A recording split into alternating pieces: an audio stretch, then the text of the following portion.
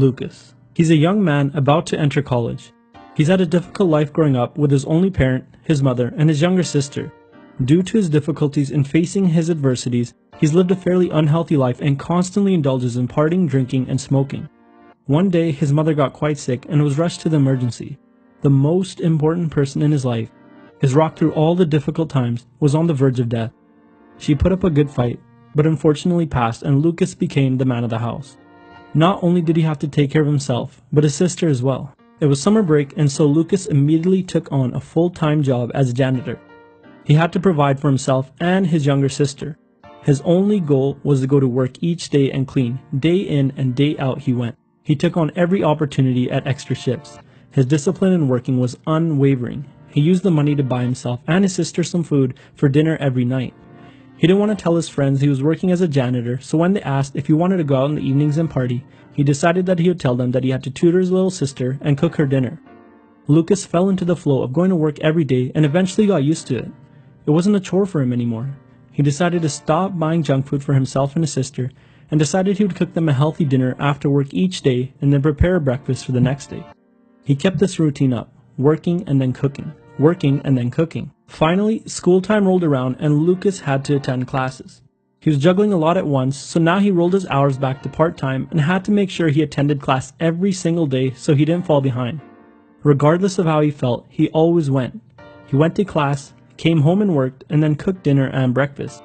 Lucas kept this up for the whole time in college. He was able to put himself through college and graduate with honors. He landed a good paying job upon graduation and maintained his good habits. Eventually, he was able to put his younger sister through college as well. He got married and eventually so did his sister. They remained best friends throughout life and they reminisced on how happy their mother would have been of Lucas. How he turned his life around and went from lazy and out of control to in control of his destiny and the true king of his fate. He became disciplined, but how did he do it? The first big thing for Lucas was a strong reason why. When his mother passed, he had a North Star to become the man of the house and take care of his younger sister. It was literally do or die. Studies show that a strong motivating reason why allows people to tap into willpower reserves that they might otherwise not have been able to. This reminds me of those movies where you see the boxer down to his last bits of energy in the final round, but then he has a flashback, a powerful memory of why he's doing this. Perhaps winning against all odds in memory of someone close to him who passed away.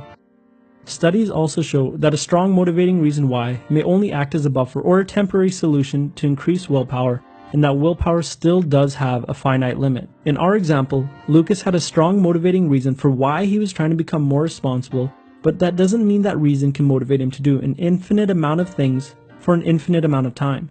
Say he tried to work at a part-time job, take care of his sister, try to get a perfect 4.0 GPA, and learn to play the guitar all at once.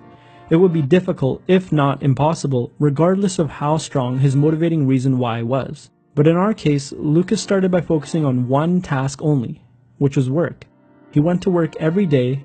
Once that became a habit, he directed his willpower and self-discipline onto another singular activity, which was cooking, followed by school, and that's the key.